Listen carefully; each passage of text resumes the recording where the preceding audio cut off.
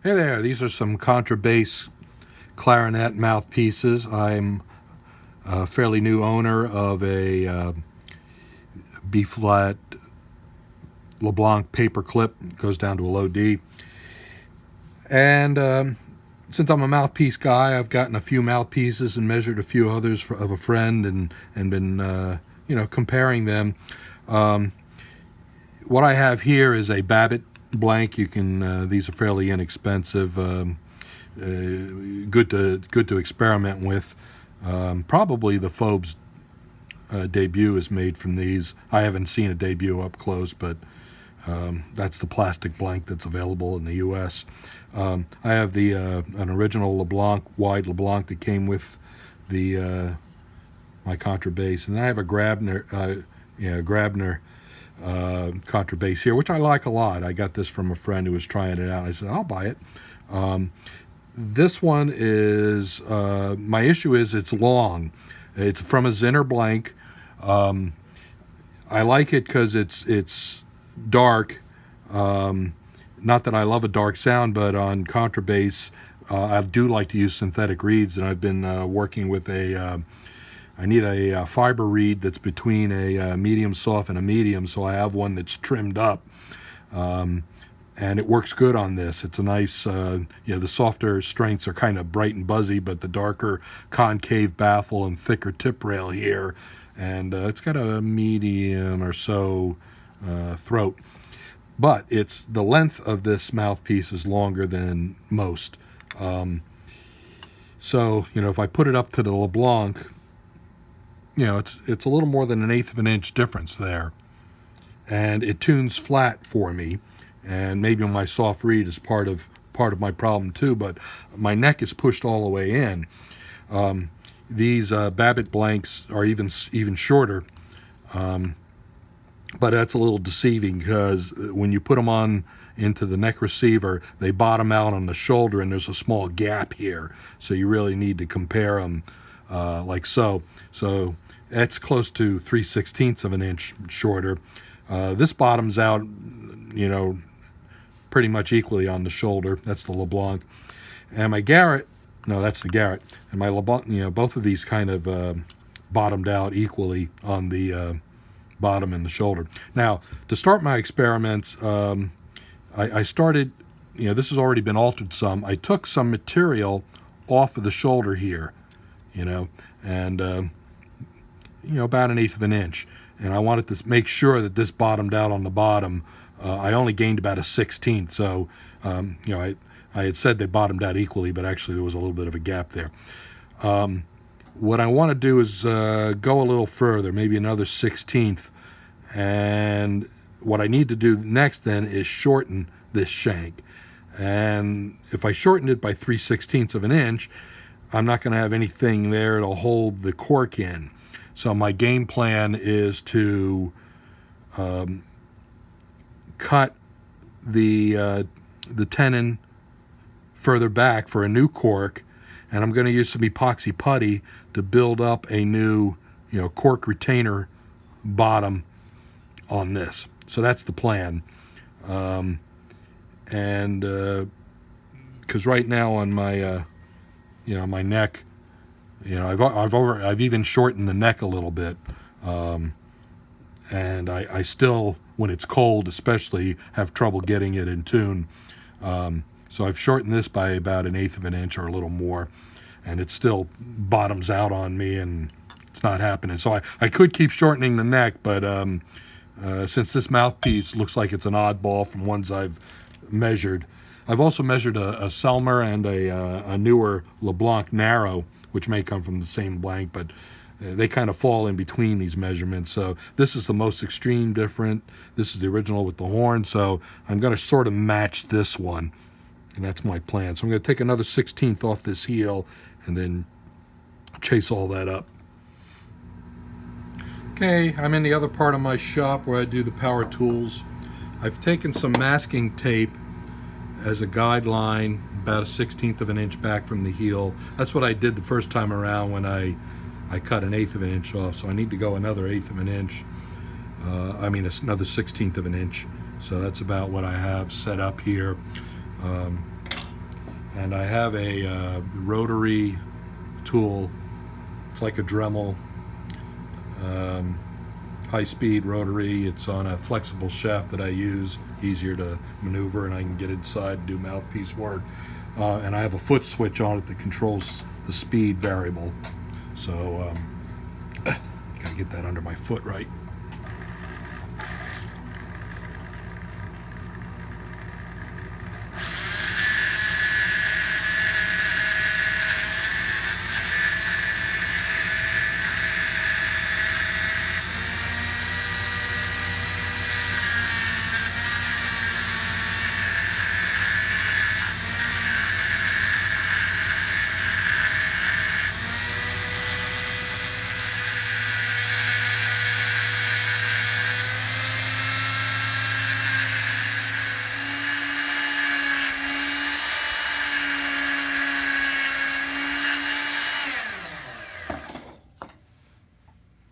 Okay, you can see it's kind of messy.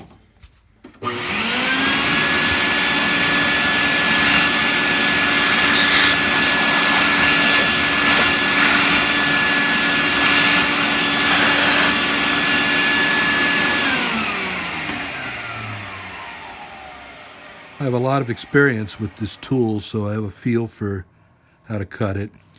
You know, I got to clean up a few more edges and then do some hand filing.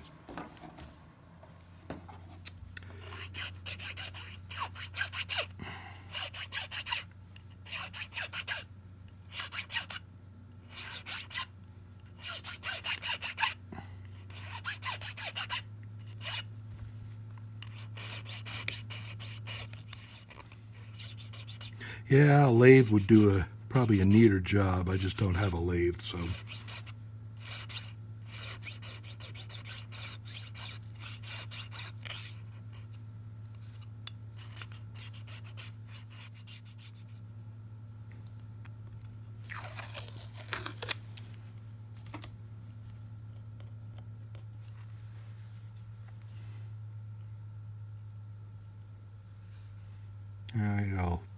You can see I've got a few imperfections, and I'll check to make sure it's a uniform distance all the way around, and file some spots as needed.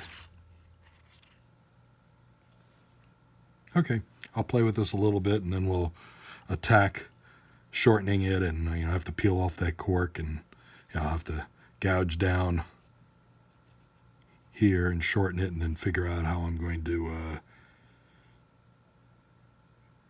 game plan for this. What I may actually do, since this diameter is correct, I'll leave that on there. Then I'll add epoxy to make it narrower before I shorten it. So I'll be able to make that flush here and a new path up here, and do shortening as the last step. Okay, I've done a lot of measuring, filing, and I've been finishing it up with some sandpaper. I've got these sanding sticks that I use for my mouthpiece work. So it's starting to look pretty good. Get some steel wool. It's got a few little low spots from my rotary tool in there, but as long as they're below the needed surface, they're not going to hurt anything. Nobody's going to see them inside. Don't need to do all this cosmetic stuff, but okay, so on my neck, what I did while I was getting close to the proper dimensions was put this on here, make sure it's bottomed out, and then get my calipers and measure. So I thought it should be more than that. Yeah, there we go, 136, a little more than 1/8 of an inch. 136. 141 there. Let me go up a little. 135. Might be a spot there. 148. And I got a little too much here. 144. So looks like there. Now I'm getting 132 there. So I may be picking up little irregularities in there. So, but that's about how much I'm going to be able to go in another 1/8 of an inch, and I need to chase that cork up, 1/8 of an inch plus 10 thousandths. So I'm going to try to peel this cork off. Hate to destroy a perfectly good cork, but That's what we got to do.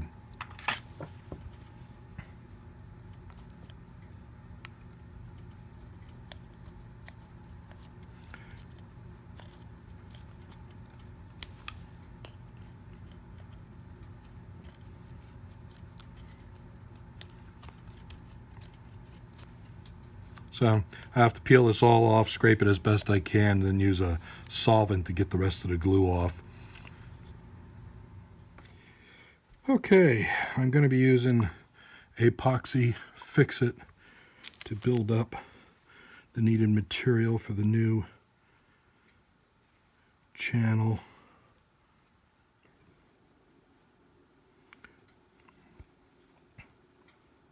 So you measure out equal parts of this putty, and you got to knead it for a while till you get the color homogeneous. So that means it's mixed. This stuff dries overnight, probably 12 hours. Depends on how thick you make it, or need to make it. So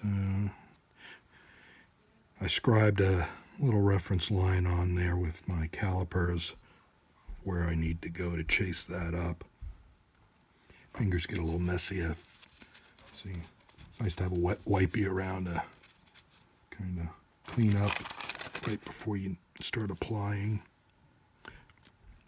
I use this stuff to make baffles inside the mouthpiece. It's not good for like a bite repair. It's not hard enough, but I think it should be okay for this application.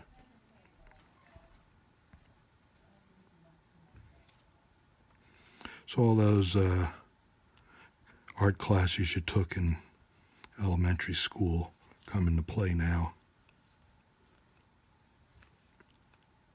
It's like working with clay, sticky clay.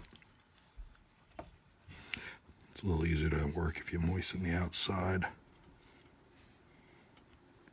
So I've got more material there than I need. Covered up my scribed line, and so that's kind of limited use. I'm just gonna try smearing it with a tool now.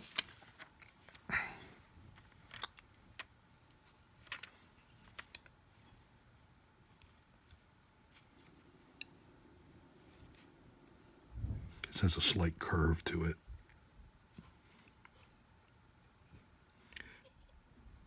So I'm kind of improvising as I go along. This is the first time I've done this. But I've worked with the material before.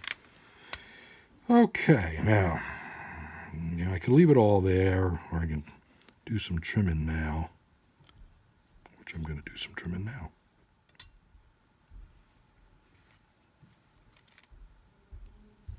So I can use my rotary tool when we're done to get a precise,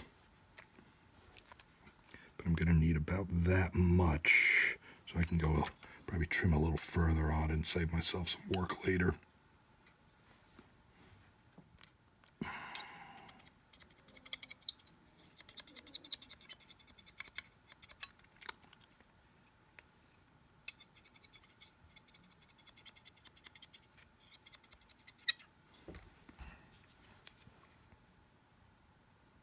Okay, it's close.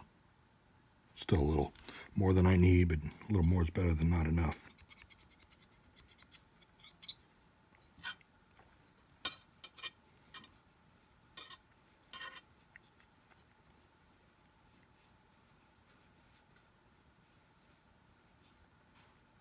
Yeah, the seal's made by the cork, and this will, between the cork and then it bottoms out, and the shoulder will hopefully bottom out.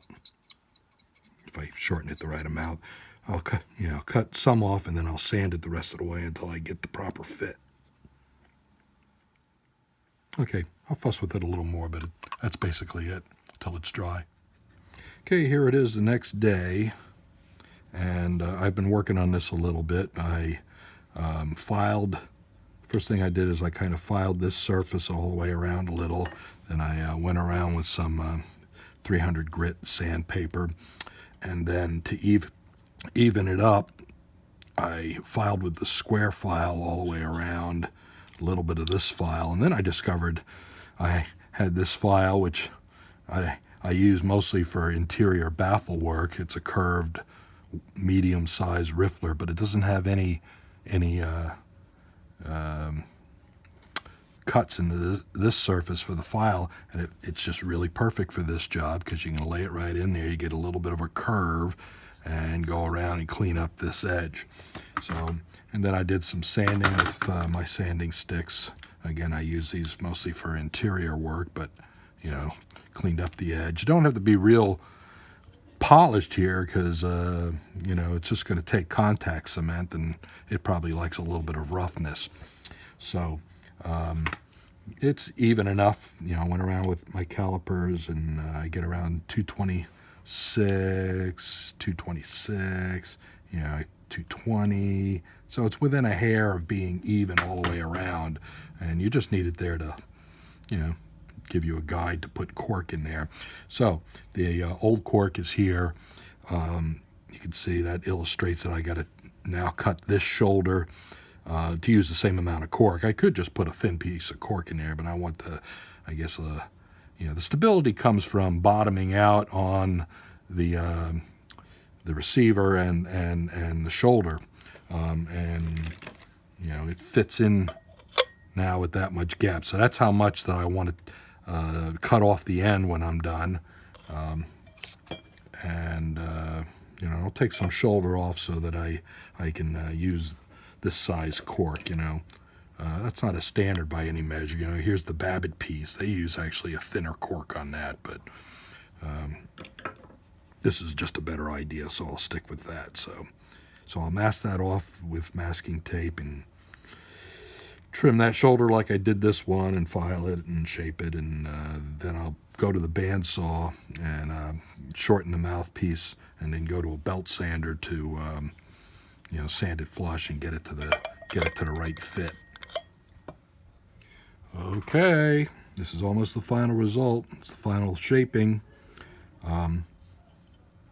So I've been one of the last things I did was to true up the bottom, rubbing it on my sandpaper, lightly sanding the edges. So what we have here is exactly what I was going for. It's about 11/16. And I'll be able to put a new cork on there. You can see where the lip, you know, on the bottom is now made all out of epoxy. Shows up a little if I dust off the sand. You know, I could have probably made it a little thicker, but I think it's functional there, and that's kind of where it was, unless I didn't chase this up far enough. Maybe it should be there, but I'm going to go with this, try it out. You know, I can always add more epoxy later, see how functionally it works. You know, I sanded the end of it until I got it to bottom out on the shoulder, about the same as the bottom, maybe slightly shorter than that, so that it, you know, there may be a tiny gap down there. So that's going to work out good. Okay, here's my finished product. New cork installed with contact cement. And I forgot to show you before, this is a ring I bandsaw cut off the end. And then you get the width of the saw blade, and then some sanding. Snug fit. Right up to there, so I'll play that in good health.